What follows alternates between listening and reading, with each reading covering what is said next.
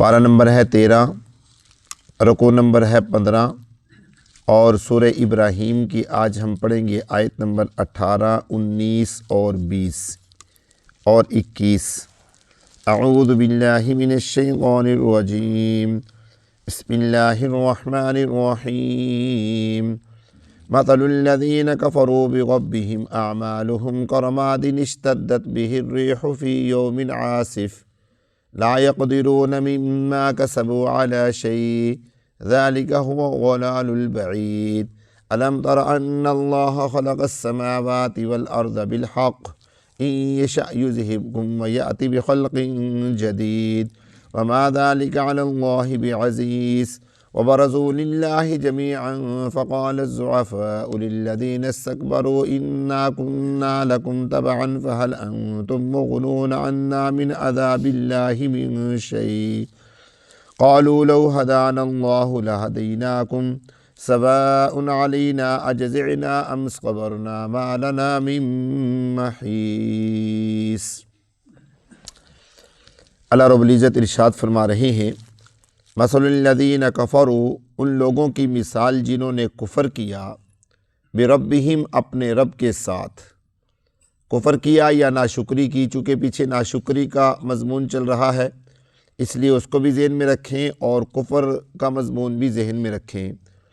ان لوگوں کی مثال جنہوں نے کفر کیا اپنے رب کے ساتھ، ان کے اعمال، اعمالہم، ان کے اعمال، کرمادن، اصل میں یہ لفظ ہے کا رمادن، کاف الگ ہے اور رماد الگ ہے۔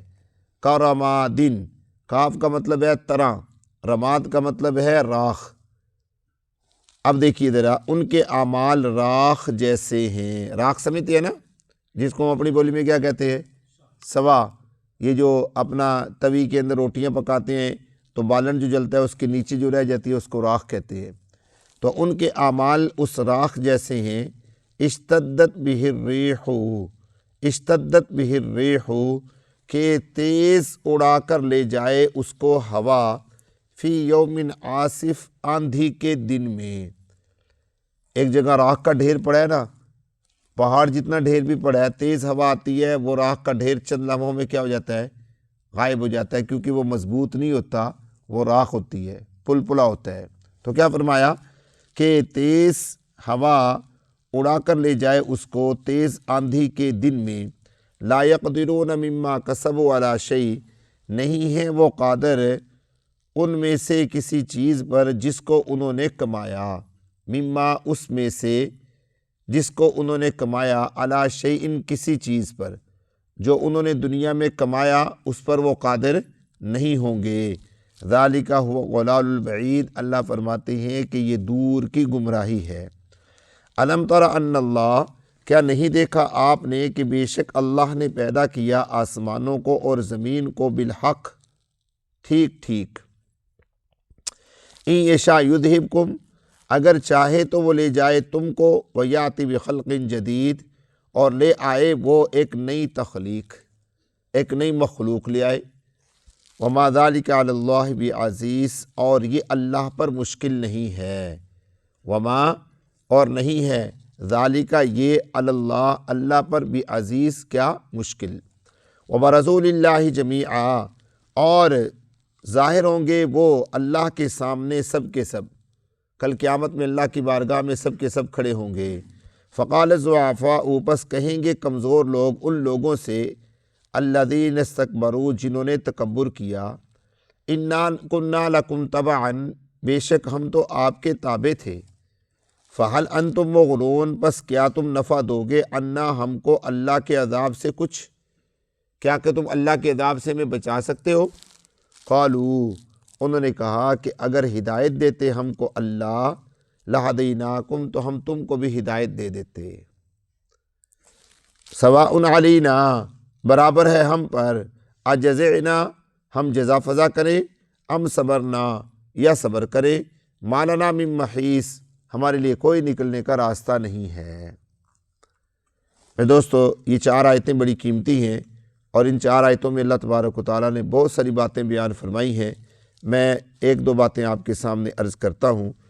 نمبر 1، ہمارے اوپر یہ جو اعتراض کیا جاتا ہے نا عام طور پہ آپ نے یہ اعتراض سنا ہوگا کہ ہم سے تو کافر بہتر ہیں جو ایک دوسرے کی خدمت کرتے ہیں، حقوق العباد کے معاملے میں وہ ہم سے بہت آگے ہیں، وہ لوگوں کی خدمت کرنے کے اعتبار سے بہت آگے ہیں۔ وہ کسی کو تکلیف میں دیکھیں، چاہے وہ جانور ہی کیوں نہ ہو، وہ اس کو اٹھاتے ہیں، اس کا علاج کرتے ہیں اور اس کو علاج کر کے اس کو تندرست کر کے چھوڑ دیں۔ اس میں کوئی شک نہیں کہ یہ عمل بہت اچھا ہے، اس میں کوئی شک نہیں کہ یہ معاملہ بہت اچھا ہے، لیکن کس کے لیے؟ یہ بھی ذرا سن لیجئے گا، یہ ذرا تھوڑی سی وضاحت کروں گا، اس کو غور سے سنیے گا۔ میرے دوستو، کافر لوگ جتنا مرضی دنیا کے اندر اعمال خیر کر لیں، ان کو ان کے اعمال کا بدلہ قیامت والے دن نہیں ملے گا، ان کو ان کے اعمال کا بدلہ قیامت والے دن نہیں ملے گا، بلکہ اللہ تبارک و تعالیٰ فرماتے ہیں کہ ان کے اعمال ایسے ہیں جیسے راکھ جو ہوتی ہے وہ تیز ہوا آتی ہے تو اس کو اڑا کر لے جاتی ہے، اس کا نام و نشان بھی باقی نہیں رہتا۔ اب سوال یہ پیدا ہوتا ہے کہ ان کو پھر ان کے اعمال کا بدلہ کب ملے گا؟ وہ جو نیک اعمال کرتے ہیں دنیا میں، ان کو ان کے اعمال کا بدلہ پھر کب ملے گا؟ جب ان کو آخرت میں تو ملے گا نہیں۔ تو اس کا جواب یہ ہے کہ اللہ تبارک و تعالیٰ نے ان کو ان کے اعمال کا بدلہ دنیا میں عطا فرما دیا۔ وہ دنیا میں جتنے بھی نیک اعمال کرتے ہیں، ظاہر سی بات ہے کہ وہ اللہ کی عبادت تو کرتے نہیں ہیں۔ اللہ کی عبادت تو تب مانی جائے گی جب وہ وقت کے نبی کا کلمہ پڑھیں گے۔ اگر وہ عیسیٰ علیہ السلام کا کلمہ پڑھتے ہیں اور اللہ کی عبادت کرتے ہیں تو عبادت ان کی عبادت نہیں سمجھی جائے گی۔ اگر وہ موسیٰ علیہ السلام کا کلمہ پڑھتے ہیں اور عبادت کرتے ہیں اللہ کی، تو ان کی عبادت نہیں سمجھی جائے گی جب تک وہ رسول اللہ کا کلمہ نہیں پڑھیں گے، اللہ کے نبی صلی اللہ علیہ وسلم کا کلمہ پڑھیں اور پھر وہ اللہ کی عبادت کریں تو ان کی عبادت کیا سمجھی جائے گی؟ عبادت سمجھی جائے گی۔ اب یہاں پر ایک بات غور سے سمجھیے گا، یہ بات جو اب آئی ہے یہ سمجھنے کی ہے۔ اب بات یہ ہے کہ ایک ہے عبادت جس کو حقوق اللہ کہا جاتا ہے، اور ایک ہے خدمت جسے کیا کہا جاتا ہے؟ حقوق العباد کہا جاتا ہے۔ کافر لوگ کیا کرتے ہیں؟ کافر لوگ کیا کرتے ہیں؟ حقوق اللہ ادا کرتے ہیں؟ نہیں، کیونکہ میں نے بتا دیا کہ حقوق اللہ ادا کرنے کے لیے کیا شرط ہے؟ ایمان شرط ہے، کلمہ شرط ہے۔ وہ حقوق اللہ ادا نہیں کرتے، وہ حقوق العباد ادا کرتے ہیں۔ اور دوسری بات یہ سمجھیں کہ ان کو ان کے اس حقوق العباد کے ادا کرنے کا بدلہ آخرت میں نہیں ملے گا، بلکہ کہاں ملے گا؟ دنیا میں ملے گا۔ جب وہ دنیا میں حقوق العباد ادا کرتے ہیں اور انہیں ان کا بدلہ دنیا میں دیا جاتا ہے، کتنا دیا جاتا ہے آپ اندازہ کر لیں۔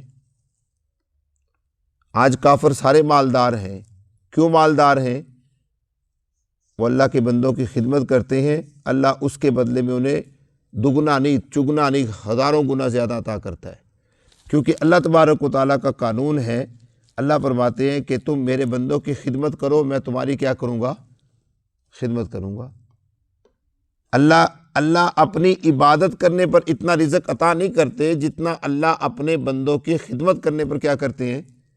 رزق عطا کرتے ہیں۔ اور یہ حقیقت ہے، دنیا میں وہ اللہ کے بندوں کو خوب کھلاتے ہیں، اللہ انہیں خوب کھلاتا ہے۔ اصل وجہ یہ ہے کہ ان کو ان کا حق دنیا میں اس وجہ سے دے دیا جاتا ہے کہ وہ بندوں کو حق ادا کرتے ہیں۔ اور ہمارا معاملہ کیا ہے؟ ہم حقوق اللہ ادا کرنے میں لگے ہیں، ہم حقوق اللہ ادا کرنے میں لگے ہیں، حقوق العباد میں ہم کیا رہ گئے؟ پیچھے رہ گئے۔ اگر ہم بھی دنیا میں حقوق اللہ کے ساتھ ساتھ حقوق العباد ادا کرنے لگ جائیں، ایک دوسرے کا حق ادا کرنے لگ جائیں، ایک دوسرے کے ساتھ صحیح طریقے سے رہنے لگ جائیں، اخلاص کے ساتھ ایک دوسرے کی خدمت کرنے لگ جائیں، تو آج میرے دوستو ہم ان لوگوں سے زیادہ مالدار ہو جائیں گے، کیونکہ ایک اللہ ہمیں اپنی عبادت کی وجہ سے عطا کریں گے اور ایک اللہ ہمیں اپنے بندوں کی خدمت کرنے کی وجہ سے عطا کریں گے۔ اور تیسری چیز سونے پر سہاگا یہ کہ اللہ تبارک و تعالیٰ قیامت والے دن ان کے مقابلے میں ہمیں جنت بھی عطا کریں گے اور ان کو کچھ بھی عطا نہیں کریں گے۔ یہ نقطہ سمجھ میں آیا آپ حضرات کے؟ تھوڑی سی دیر لگی ہے لیکن بات سمجھ میں آ گئی کہ بندے کے حق، اللہ کے حق کے ساتھ ساتھ انسان کو بندوں کا حق بھی کیا کرنا چاہیے؟ عطا کرنا چاہیے۔ اس لیے اللہ تبارک و تعالیٰ نے فرمایا کہ ان لوگوں کی مثال تو دنیا میں ایسے ہے کہ وہ خرچ کر کے جب قیامت والے دن اللہ کی بارگاہ میں جائیں گے تو ان کی مثال راکھ جیسی ہوگی۔ لا یقدرون مما کسبوا لا شیء، وہ نہیں قادر ہوں گے ان چیزوں میں سے جس کو انہوں نے کمایا۔ ذالک هو الضلال البعید، اور یہ دور کی کیا ہے؟ گمراہی ہے۔ باقی انشاءاللہ جو 3 آیتیں رہ گئی ہیں ان کی تفسیر کل کو عرض کریں گے۔ اللہ تبارک و تعالیٰ مجھے اور آپ کو فہم نصیب فرمائے۔